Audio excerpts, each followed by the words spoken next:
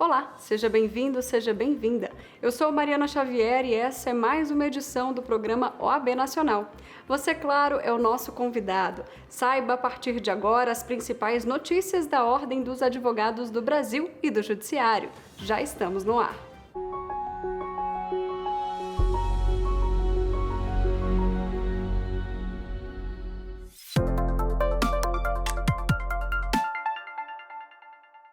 A Câmara dos Deputados homenageou, em sessão solene, advogadas e advogados de todo o país.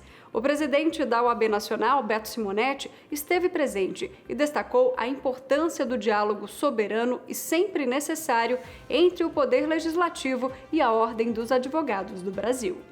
Nossa comunhão de ações e propósitos deve ser reiterada de maneira constante, para que possamos avançar cada vez mais no fortalecimento da advocacia brasileira e na promoção da cidadania no país.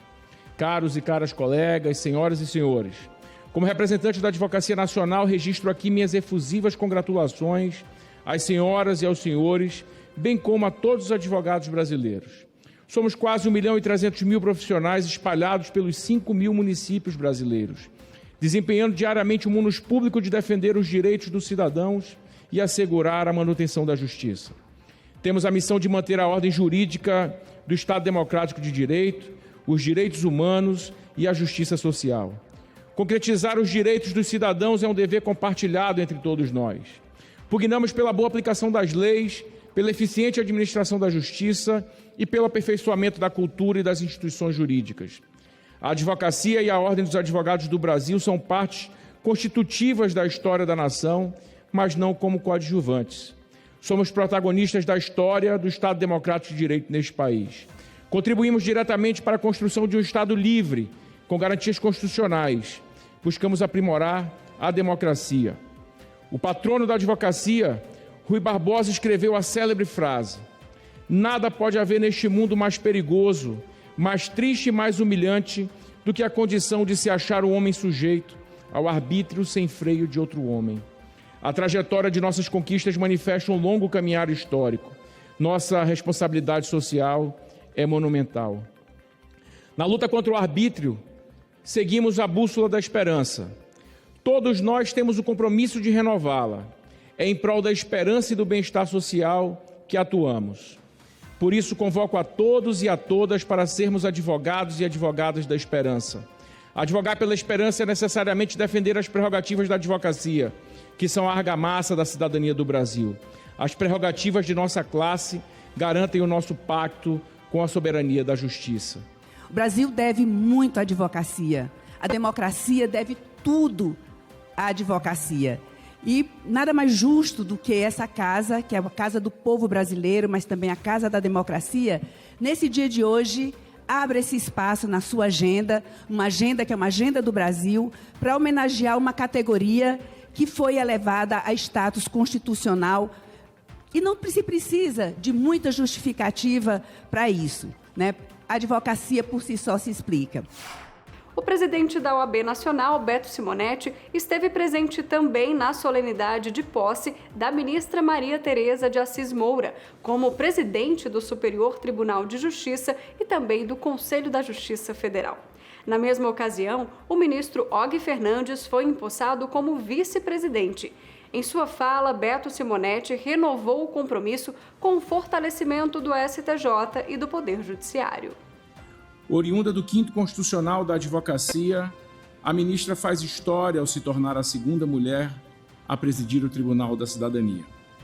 A ministra Maria Tereza e o ministro Og Fernandes estão seguramente à altura dos desafios que virão.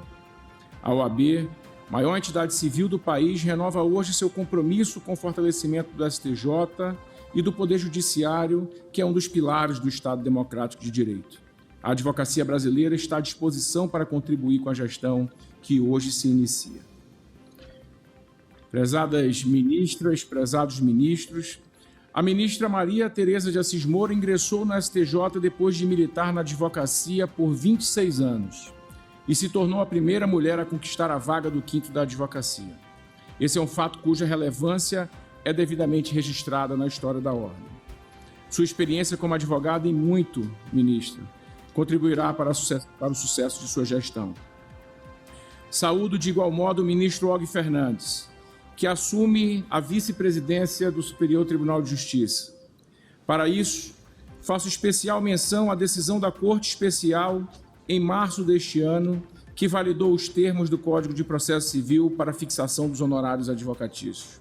Como relator do caso, o ministro Og Fernandes reconheceu o trabalho do Congresso Nacional ao elaborar o novo CPC e o papel das entidades de classe na democracia.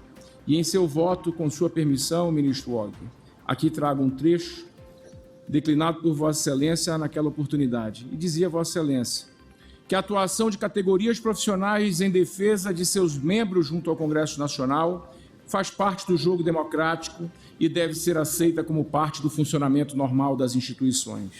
Com esse reconhecimento, milhares de advogados de todo o país agora podem exercer a profissão com a segurança de obter proventos para arcar com suas necessidades.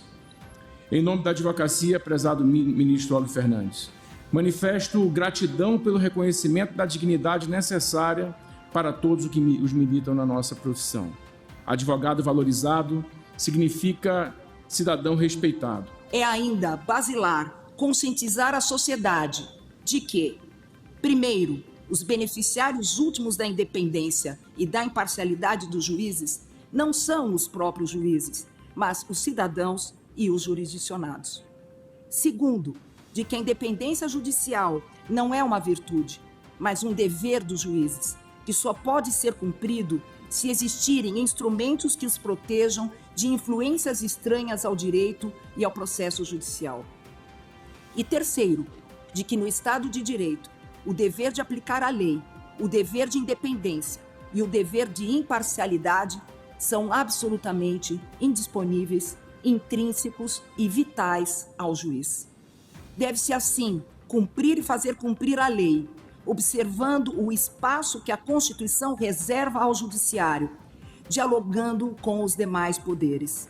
Deve-se estar aberto à sociedade em gestos transparentes e aplicar a jurisprudência de maneira consistente para que a prestação jurisdicional seja segura, íntegra e previsível e o julgamento dos processos ocorra em prazo razoável. É justamente isso que a população brasileira pode esperar do Superior Tribunal de Justiça nos próximos 2 anos.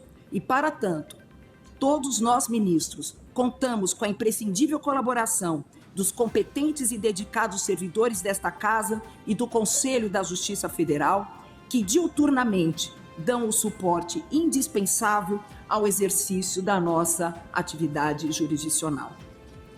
Nessa altura, invoco a fundamental participação da Ordem dos Advogados do Brasil para a realização da justiça. As advogadas e os advogados são a voz de quem teve um direito negado. Imperioso, por conseguinte, que no caminho da ética, da moralidade e da liberdade, a Ordem dos Advogados do Brasil continue a atuar ao lado do Ministério Público na defesa dos princípios basilares da nossa República.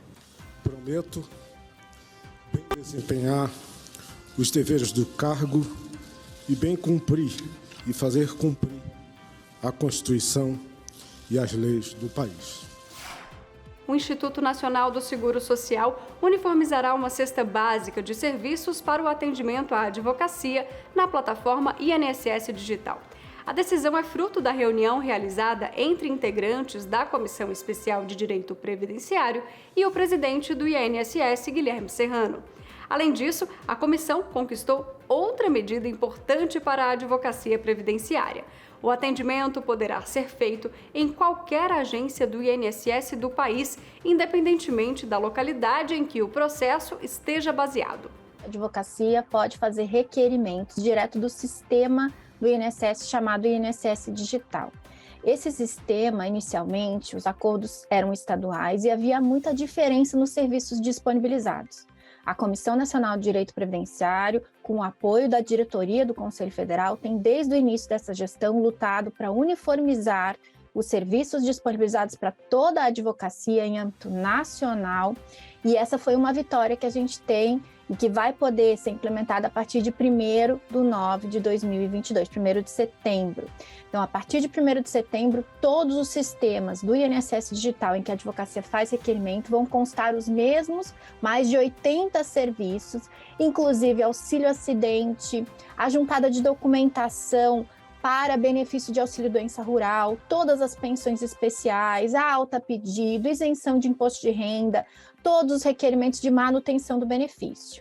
Também é uma luta dessa gestão e que está sendo implementada a partir de 1º/9, a não mais limitação territorial dos requerimentos online. Antes, né, dessa implementação, a advocacia ficava restrita ao estado onde estava com a sua suplementar cadastrada. E essa limitação não era compatível com as nossas prerrogativas nem com o nosso estatuto. Olha que situação, uma advogada tetraplégica sofreu constrangimento em um voo de Manaus para Florianópolis, operado pela companhia aérea Latam. Segundo ela, a empresa não realizou o embarque de maneira prioritária, como determina a Lei de Acesso às Pessoas com Deficiência.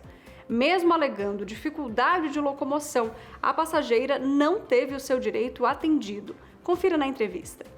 No dia 18 de agosto, no check-in da companhia aérea Latam, em uma viagem que eu estava representando a Caixa de Assistência para o 3º Colégio de Presidentes de todas as caixas de Santa Catarina, eu sofri capacitismo, passei por uma situação completamente deplorável desde o momento do check-in.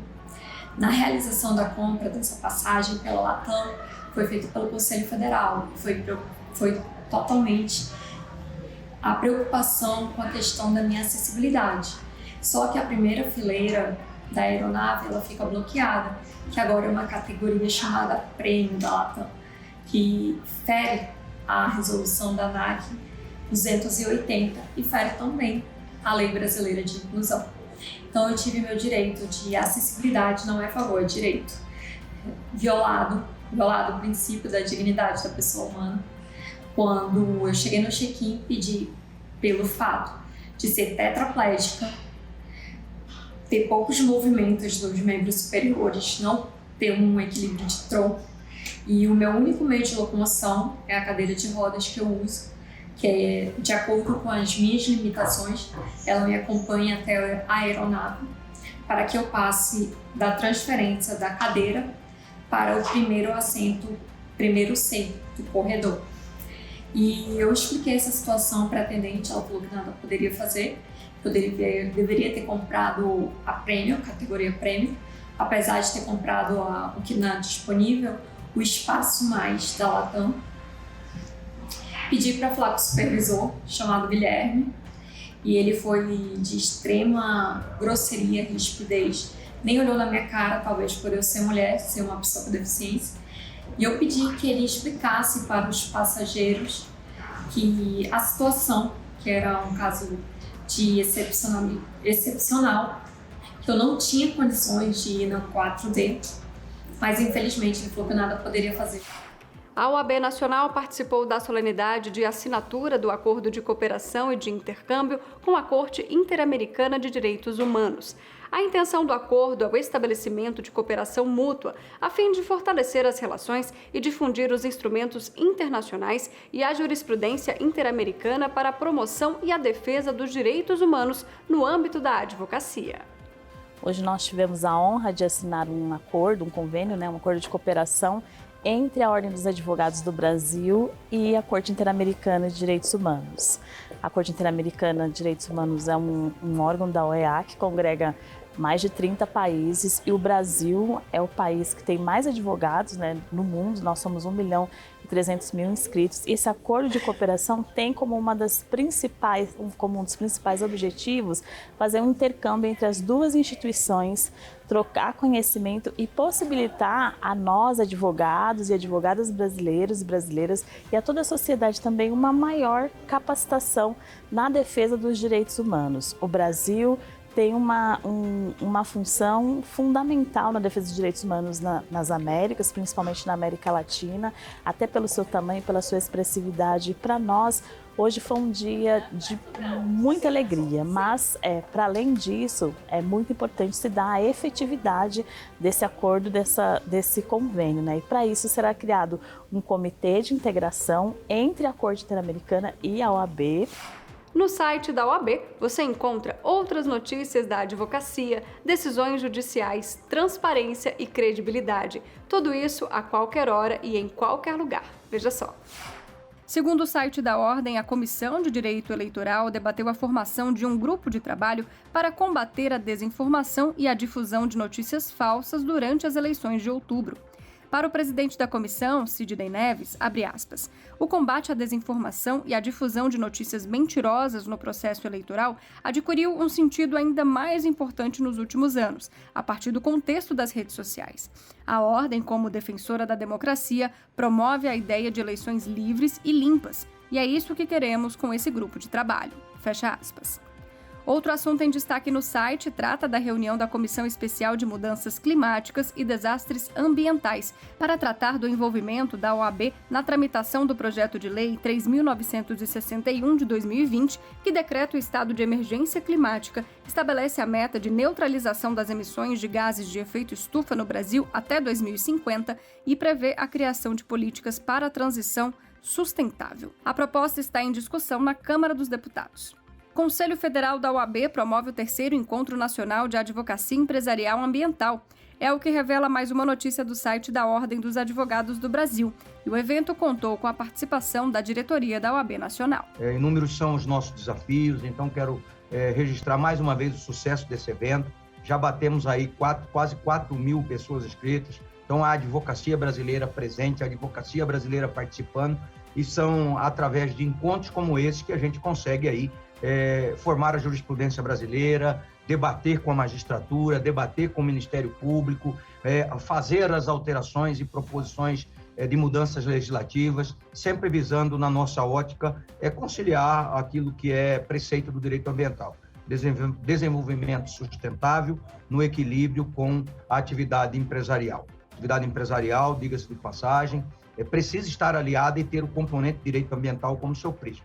Nós estamos a falar de uma atividade empresarial num país de quase 14 milhões de desempregados e essa atividade empresarial é que gera emprego, gera renda e a falar de emprego nós estamos a falar aí da dignidade da pessoa humana. Então são princípios vitais da Constituição Federal, o direito, o meio ambiente como bem constitucionalmente protegido e do outro lado aliar, obviamente, o desenvolvimento da nação que todos esperamos.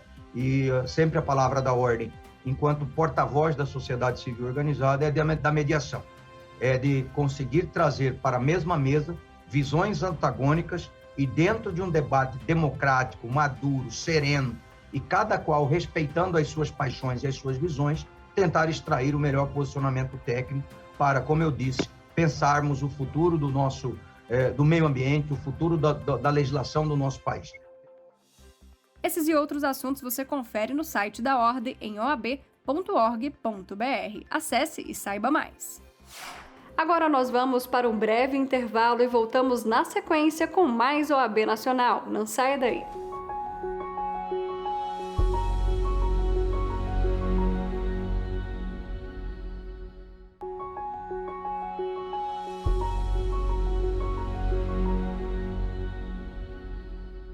O presidente da OAB Nacional, Beto Simonetti, participou do evento sobre alterações no Estatuto da OAB e defesa das prerrogativas da advocacia, na seccional da Bahia, em Salvador. Durante o evento, o presidente destacou o papel da seccional na defesa da democracia e também comentou sobre a importância do diálogo entre os poderes democráticos e da Lei 14.365 de 2022. O evento organizado pela OAB da Bahia tem o objetivo de reafirmar a importância das recentes alterações no Estatuto da Atividade dos Advogados do país. Com muita alegria estamos hoje em Salvador, na Bahia, juntamente com a presidente Daniela Borges, para discutir com toda a advocacia baiana os avanços trazidos na Lei 14.365. São diversos temas acerca da defesa das prerrogativas da advocacia brasileira, com uma amplitude de novos dispositivos que não só amplia a defesa das prerrogativas, como também o próprio direito de defesa. Esse é um dos vetores da nossa gestão e é com a Advocacia da Bahia que discutiremos isso hoje e levaremos o tema adiante. Estamos aqui para tratar das mais recentes alterações do Estatuto da Advocacia e a defesa de nossas prerrogativas com a presença do nosso presidente Beto Simonetti. Sem dúvida nenhuma, essas mais recentes alterações do nosso Estatuto já representam uma grande conquista da advocacia nesse triênio, porque fortalecer as prerrogativas da advocacia é fortalecer a cidadania e poder tratar desse tema, divulgar essas alterações, é um importante trabalho de valorização do exercício da nossa profissão. Ainda falando das seccionais, a OAB do Amapá realizou cerimônia de inauguração da nova sede administrativa, batizada de Presidente Manuel Brito. A solenidade teve a presença de diversas autoridades locais e membros do Conselho Federal. O presidente da OAB Nacional, Beto Simonetti, assinalou a importância das novas instalações da OAB do Amapá no contexto do projeto de sua gestão de interiorização da advocacia. Segundo ele, a sede inaugurada fortalece a OAB junto à sociedade e às instituições e contribui para que a advocacia possa desempenhar com eficiência a sua função. Uma grande alegria para o Conselho Federal da Ordem dos Advogados do Brasil estar hoje inaugurando a nova sede da advocacia amapaense. Às margens do caudaloso Rio Amazonas, entregamos uma sede para todos os advogados do estado do Amapá. A Casa da Cidadania se instala em uma nova operação, em novas instalações, pronta para atender todas as necessidades da advocacia desse estado. Viva a advocacia do estado do Amapá! A estrutura importa muito, realmente, a gente precisa vibrar, celebrar, comemorar. É o sonho realizado, é a estrutura belíssima que nós merecemos, como disse, é do tamanho da competência, da dignidade, da credibilidade da advocacia amapaense. Mas eu gostaria que o legado desta passagem pela OAB que nós estamos deixando, esta gestão está deixando, seja esse sentimento que nós construímos, essa ligação de um com o outro, esse compromisso com o colega, de nós pensarmos no outro como uma pessoa que a gente precisa ajudar, como uma pessoa que merece o nosso amparo, que merece o nosso apoio. Esse é o nosso compromisso com a Ordem dos Advogados do Brasil na secção do Amapá. E é isso que nós temos feito diariamente. Os sonhos que nós estamos falando, que nós falávamos durante toda a cerimônia e a pré-cerimônia, são sonhos de todos nós. As dificuldades dos advogados foram dificuldades de todos nós durante essa gestão. A OAB Nacional promoveu o seminário Direitos Humanos, a proteção aos defensores e defensoras de direitos humanos em debate, que reuniu representantes de diferentes setores da sociedade. Mais de 2.000 pessoas acompanharam a discussão no canal do Conselho Federal no YouTube.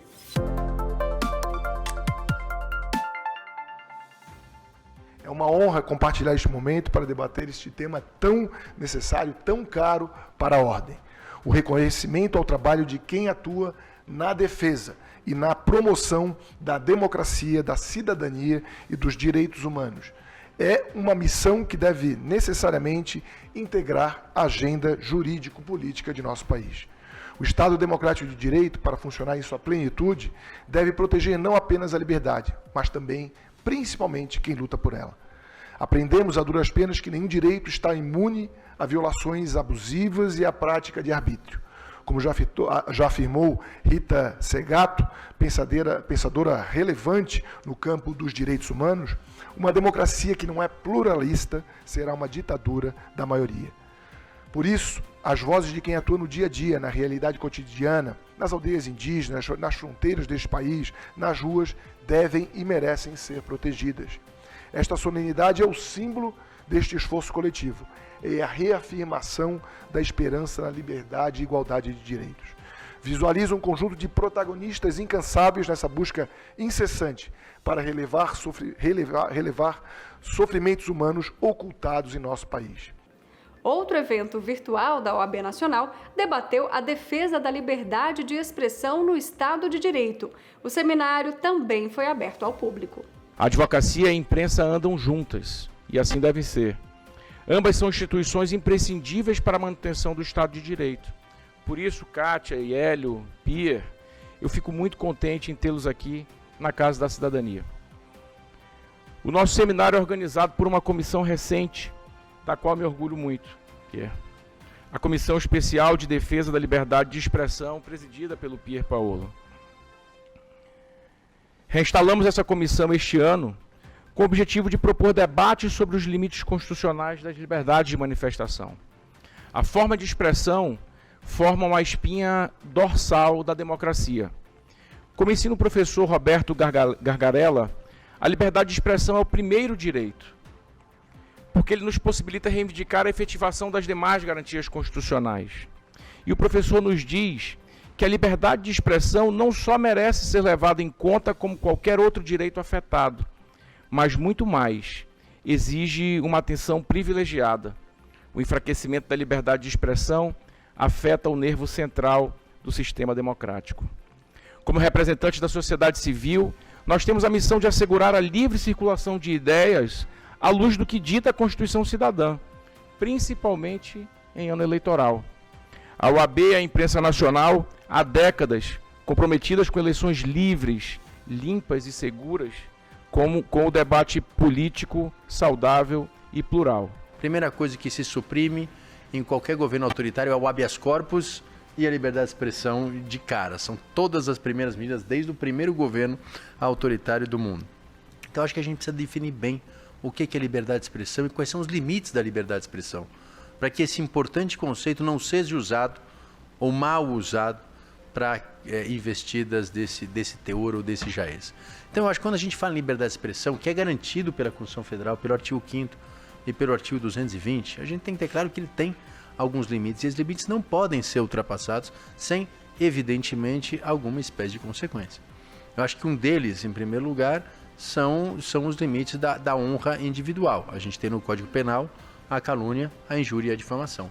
Embora nós tenhamos uma discussão importante se isso deveria permanecer na esfera criminal ou deveria ser limitado à esfera civil, mas evidentemente ninguém pode propalar que uma pessoa praticou um crime, né, ou que uma pessoa ou praticar injúrias contra uma pessoa sem qualquer tipo de consequência, se ela é civil, se ela é criminal, e mais do que isso, é evidente que o grau de proteção dessa honra ele vai variar de acordo com o portador da honra, porque quanto mais exposto publicamente for o portador da honra, menor é essa proteção e maior o direito das pessoas de fazerem críticas, inclusive ácidas, à atividade dessa pessoa. Mas há um segundo limite, e esse me parece um limite importante ser discutido, que é o limite que separa a liberdade de expressão do discurso de ódio, né, do racismo, da apologia ou da incitação ao crime. Este programa é mais uma produção da Ordem dos Advogados do Brasil. Aqui você fica por dentro das notícias e informações da advocacia e do judiciário, além de acompanhar entrevistas especiais, matérias exclusivas e muito mais. Não deixe de seguir também as nossas redes sociais e conferir as principais notícias no site da OAB Nacional. Eu sou Mariana Xavier e agradeço pela sua companhia. Te espero na próxima semana. Até lá!